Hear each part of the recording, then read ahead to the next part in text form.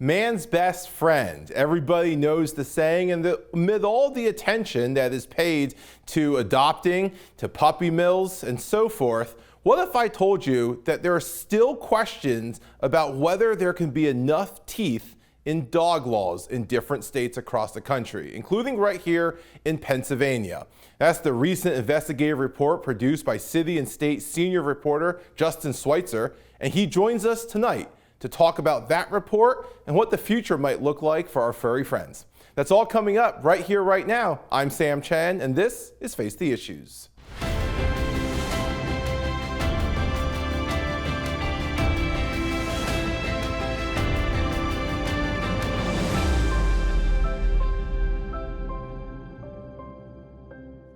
Good evening and welcome to Face the Issues. I'm Sam Chen.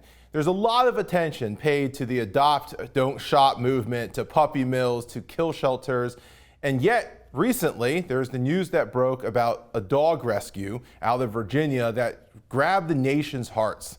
So the question is always, what are we doing about these animals? How are we protecting them? Why do these things even still exist? An investigative report recently produced by City State PA talked about the state's dog law and whether it's effective and what this potential situation is surrounding that. The reporter on that was Justin Sweitzer. He joins us here tonight. Justin, welcome to Face the Issues. Thanks so much for having me, Sam. Thank you for being here. And before we get started, just for full disclosure, Justin, we talked about this earlier. I am on the advisory board for City and State. That is something that just ethically we need to disclose. Justin's a senior reporter. We don't collaborate on a regular basis. That's not within neither of our roles. But for pure ethics' sake, we want to make sure that that's clear for our viewers. Justin, I said at the beginning of this, obviously, we always hear about adopt, don't shop. We hear about the puppy mills, the kill shelters, and we saw that heart-wrenching story out of Virginia recently. The conversation how Beagles are still used for testing and so forth. This has been going on for a while, but there seems to be an increased attention paid to this right now, including your piece recently on the Pennsylvania dog law. Why is there such an increased spotlight on this issue now? Yeah, I mean, looking at the Virginia issue as an example of this, I mean, that's a clear moment where a lack of enforcement, or as you said, the lack of teeth in enforcing certain dog-related laws, that's a real example of how and what can happen on the ground when it comes to this. There were 4,000 Beagles rescued, some really bad conditions, very close conditions with dogs, stuffed into cages and things of that nature. And, this is an issue, and while that happened in Virginia, this is an issue that is not unique to Virginia. This is something being experienced in other states, and in Pennsylvania in particular. It's been, an issue that the State Department of Agriculture has been laser focused on for years now, really. And, Sam, as you know, we see a lot of issues kind of ebb and flow with the news cycle. For example, after shootings or gun-related incidents, we see a lot of attention focused on gun control, or, after elections, we see a lot of, voting and election reform measures and things of that nature. But the issue of dog law and dog law enforcement in Pennsylvania is really something that's, been prevalent, and, it's been an issue that has been steady throughout the past at least 4 years I've been covering things in Harrisburg. And that law in particular, to boil it down, is really all about enforcing dog-related issues across the Commonwealth. So things like kennel inspections, dangerous dogs, and even, setting the license fees for dog licenses in the state. It really just kind of wraps all of those issues into one law. And, sets requirements for who's in charge of enforcing that. And in Pennsylvania, it's the Bureau of Dog Law Enforcement. And they really have their hands full right now, with an increase in dog ownership coupled with a decline in revenue, which I'm sure we'll get into more. Yeah, and I think, Justin, so many people, I think maybe for the first time in their lives, have heard the Pennsylvania dog law and the Bureau for Bureau for Dog Enforcement. I think for the first time they're hearing this. When did these reform, and what's the purpose? What purpose do they serve? So this law has been in place for a long time, for decades. And like you mentioned, it's not the prettiest issue. It's not the issue that gets the most headlines, but it has significant real world effects when it comes to the safety of dogs and the safety of humans.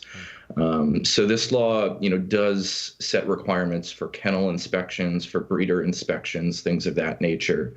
And I think it's worth noting here that, unregulated or poorly regulated puppy mills and breeders are very much still in existence, and they can lead to health problems for dogs.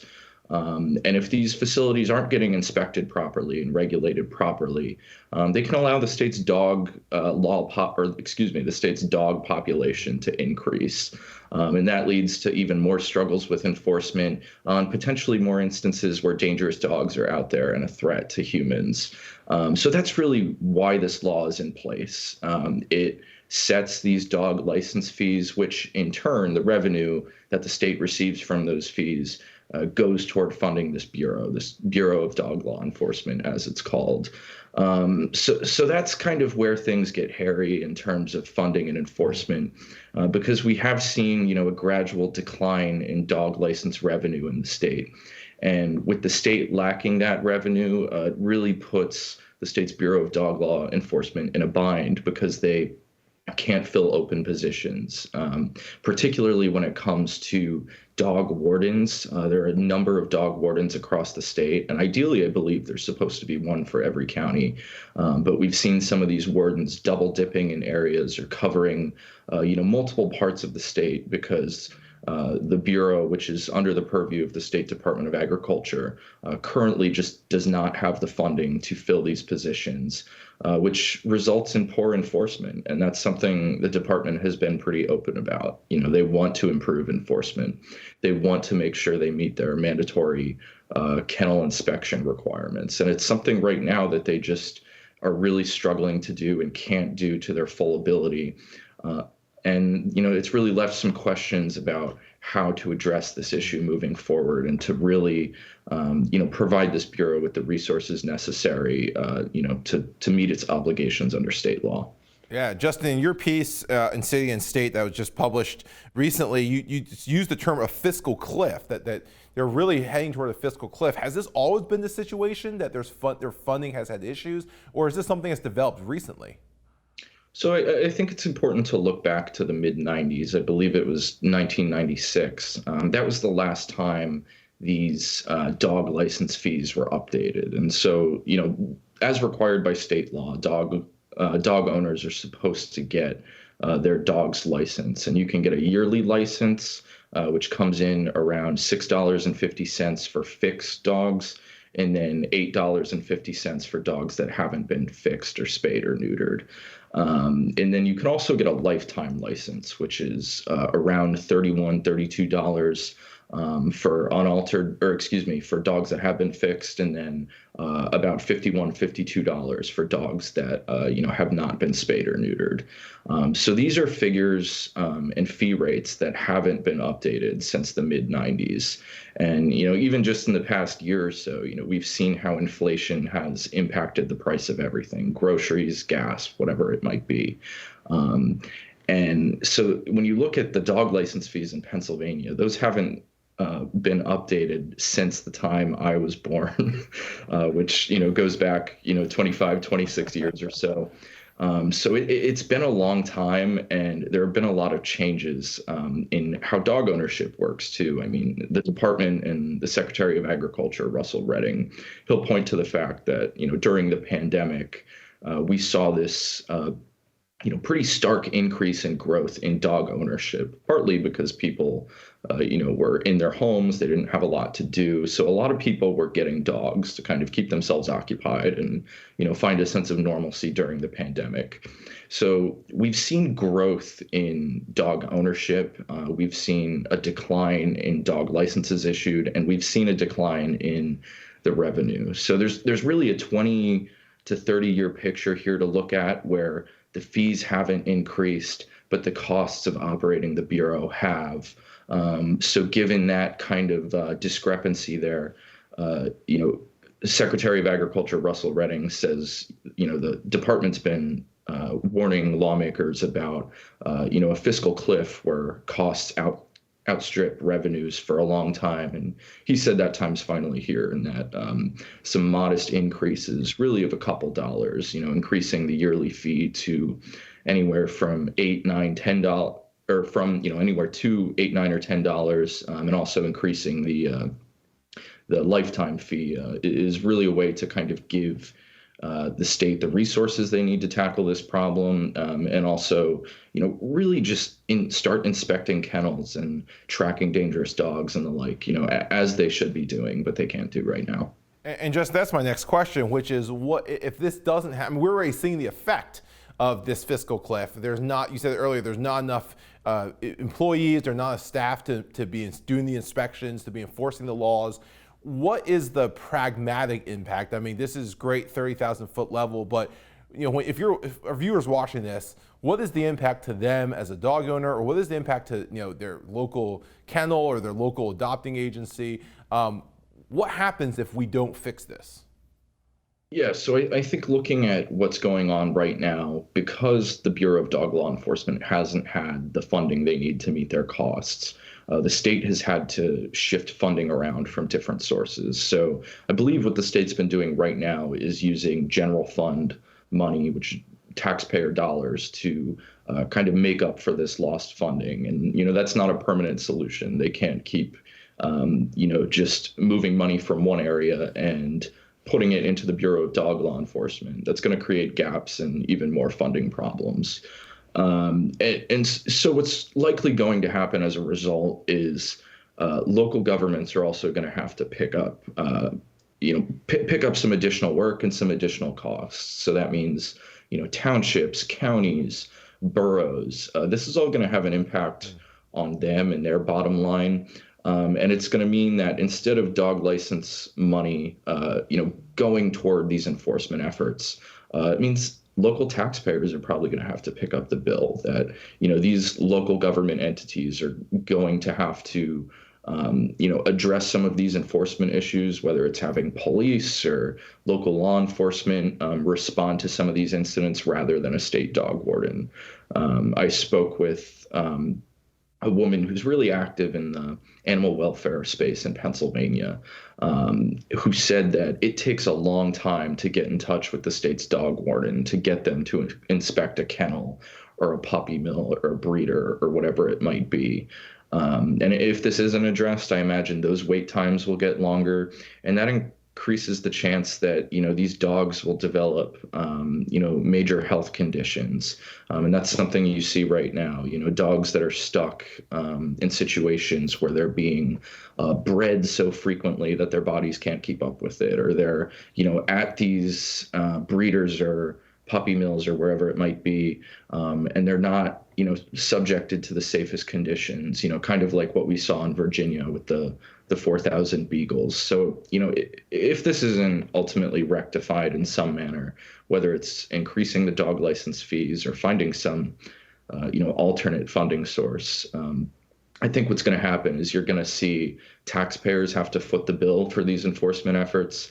And you're going to run into instances where there are more dangerous dogs out there, where people might get, bit or approached or something of the sort. So there's really a confluence of consequences that could result from this funding crisis not getting resolved. Justin, I appreciate you going through that impact with us. We're going to go to the break. When we come back, I want to talk about proposed solutions, so don't go away. We'll be right back. Face the Issues is produced and recorded in the studios of Lighthouse TV. Positively different.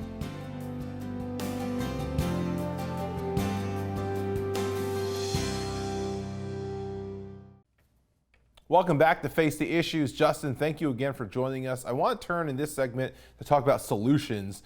You brought up the one that everybody has been posing earlier, so let's start with that one, and that is the idea of increasing the licensing fee.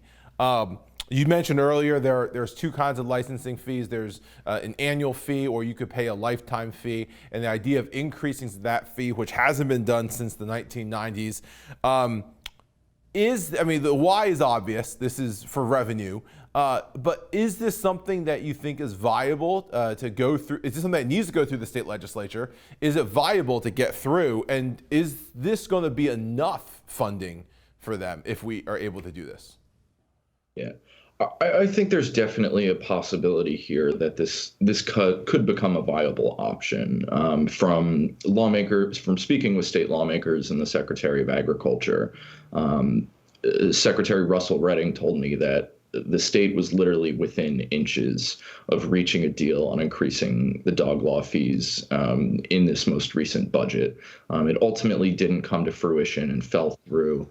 And he said that was largely due to two reasons. One was just a reluctance to raise fees. I mean, I think you talk to any politician, whether it be this issue or tax issues or whatever it might be, there's always a reluctance to raise fees, raise taxes, particularly during a time when we are seeing inflation as bad as it is right now. The other piece of the puzzle here that I think led to some concerns among state lawmakers is that they think the Department of Agriculture should be doing a little more to prompt people to get their dogs registered. I mentioned earlier that it is technically required under state law. But there are cases where people just may not get their dogs licensed. It, might be a burden. They might not have time. They might not just think it's necessary for their dog. Whatever the reason might be, there is the belief that the department needs to do more to encourage people to get these licenses. One thing the department has done in the past and would ideally like to ramp up is the idea of canvassing or, going door to door, knocking on doors. Telling people more about this issue and why it's important that they get their dogs licensed. But even looking at that as a potential solution to this issue, I think once again underscores the funding problem. Bureau of Dog Law Enforcement and the State Department of Agriculture, as it is, don't have the resources to inspect kennels, as I've, mentioned countless times. So, they don't have the resources to add additional staff. They don't have the resources to really go door to door and, really kind of underscore the importance of this issue. So, based on my conversations around this issue, it sounds like the political will is there. There are Democrats and Republicans alike who support increasing these fees. I think it just comes down to reaching the right number and, reaching agreements on some of these updates that go beyond fees, maybe with kennel inspection requirements and the like. And, as we see in, local government, state government, federal government, sometimes it just takes time to, reach a point where you can agree on some of these widespread changes to a law. And I think that's what's happening here with the dog law. We've seen a lot of public pushes to kind of get the ball rolling on this. I think it's just a matter of, ironing out the final details and eventually, reaching the finish line on this. So I think it's possible. It's just probably going to take more time. Yeah. One of the other things, and you mentioned this earlier too, is that thus far, without raising that fee, one of the approaches they've taken is to move funding from other parts of the state budget, other departments. You've mentioned earlier, this isn't a viable long-term solution, though. Yeah, and I think a good example to keep in mind in this case is in Pennsylvania, we've seen a lot of transfers of infrastructure money given to the state police. And that's caused a lot of headaches, both for infrastructure improvements and for the state police, since the state police have also lacked a consistent, sustainable funding source. And that's been a point of political contention, since I've been in Harrisburg for the last 4 years or so. And it just, seems to cause more problems when you're, what some lawmakers might say is robbing Peter to pay Paul. You're taking money from one source and using it for something else. And ultimately that just creates more issues and headaches. So I think, if that continues, it's not only going to, create some headaches among policymakers, but I also do think it'll have, a noticeable financial impact when it comes to, local governments and the services that they currently provide. And, if they're forced to spend more to address take on enforcement efforts with the lack of state action, it's probably not going to be welcomed by local officials when that eventually comes. That's fair. Let me ask you this. Are there other ways that, I mean, because most of our viewers are not elected officials, they're not going to get a chance to vote on whether or not to increase this fee. What are other ways that the community may be able to help? Are there, I mean, you mentioned earlier, a lot of people aren't getting their dogs licensed. Is that one potential avenue that if you have a dog, get it licensed?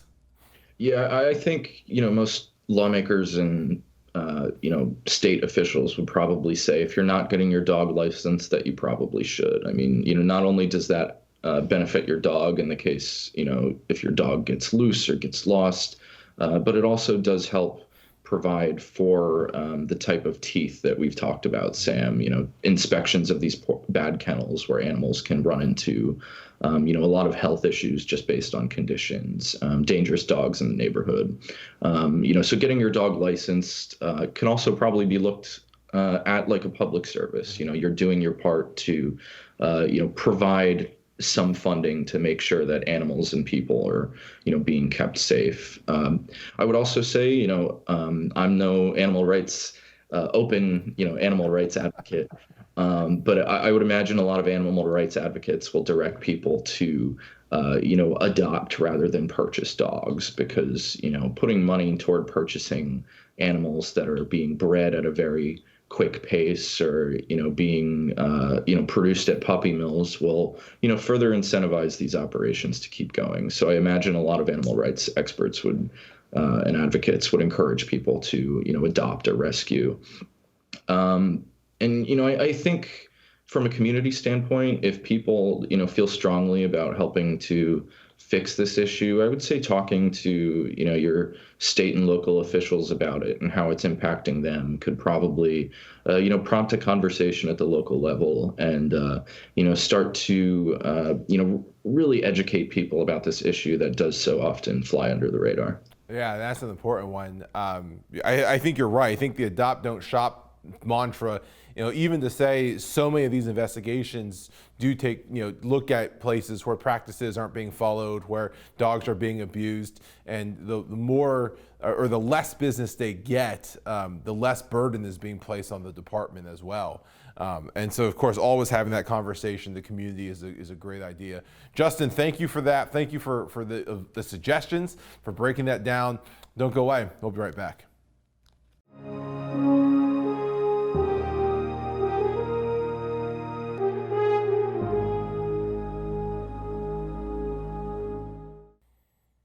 Welcome back to Face the Issues. My guest again is Justin Sweitzer, senior reporter for City and State. Justin, first, thank you for joining us. Again, to your point earlier, this isn't always the flashiest of issues, but it is one that has been consistently a problem in Pennsylvania and in states throughout the country, now brought back into the limelight with that situation in Virginia. I appreciate you doing the research on this and coming and sharing that with us, so thank you for that. As you know, we like to spend this last segment just getting to know the guest a little bit better. It's one way for us to remind our viewers and all of us that our guests are humans, just like everybody else is. And issues may get controversial, and we'll hold people's feet to the fire. But at the end of the day, we're all in this to make a better community. And Justin, you are a senior reporter for City and State PA. Some of our viewers may remember City and State PA had a very brief stint during the 2010 decade, and it's recently come back. Talk to us a little bit about what City and State is and what your role there is. Yeah, so I'd say we're back and better than ever. City and State PA, we're a kind of a hybrid news organization with a digital news website that we update daily with news on state politics and government and kind of all the areas that overlap in between. And we also put together a monthly print magazine that allows our team to kind of explore issues more in depth, like we did with this dog law piece. We focused on cybersecurity in the past, profiles with major politicians running for office. So between the magazine and the digital operation, we really have a good mix of, continuous updates on political and government news, and some more in-depth, investigations and profiles and things of that nature. So, we're a small team and we're continuing to grow, but I'm really proud of the work we've been able to do since we relaunched last year. Yeah, and to your point, it's not just the quick hits that we'll often see with a lot of news journals and news sites. Nothing wrong with those, but you do get the opportunity to do some of these more in-depth investigative pieces as you did here. And Justin, you're originally actually from our backyard here in the studios. You're from the Lehigh Valley. How did you get over then to City and State? Yeah, so I was born and raised, as I said to you, in northwestern Lehigh County. So, a pretty rural part of Lehigh County, and it's a great area. You get a great mix of rural landscape. You're close to Allentown, Bethlehem, Reading. I'd always enjoyed writing, and I'd always kind of enjoyed politics and government. And really just thought that would be, a good way for me to, use my skills to educate people. And I know, there's a lot of tension when it comes to news and media these days, particularly in the political arena. But, in my instance, I just look at it as an opportunity to educate people, through reports on campaigns, what lawmakers in the state capital are doing, and really anything that will have an impact on everyday voters and people who read our work. That's kind of why I got into this, and it started in a journalism class in rural Lehigh County, and then from there, I did some freelance work covering township supervisors meetings, county commissioners, local planning meetings, school boards for about 3 years until an opportunity arose to cover the state capitol in Harrisburg. So moved out here about 3.5 to 4 years ago now, and I've been here, ever since, kind of covering the ins and outs of the state capitol. And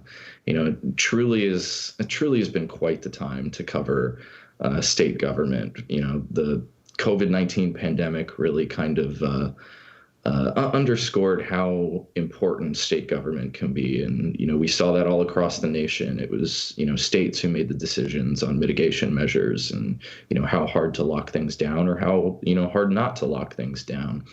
And then, from there, we saw all the developments of the 2020 election, and somehow we're already in 2022 and about to, see a midterm election for governor and U.S. Senate go down. So, it seems like a long time ago, thinking back to the Lehigh Valley roots, but here we are in 2022, and with a lot on our plate. Exciting times. Well, Justin, thank you for joining us. Thank you for indulging us here in the Lehigh Valley again. We really appreciate your work and appreciate your time today. Well, thanks for having me, Sam. I really appreciate the opportunity. It's our pleasure. My guest again is Justin Sweitzer from City and State. And I also want to thank each of you for tuning in and joining us. I hope you'll join us again right back here next week.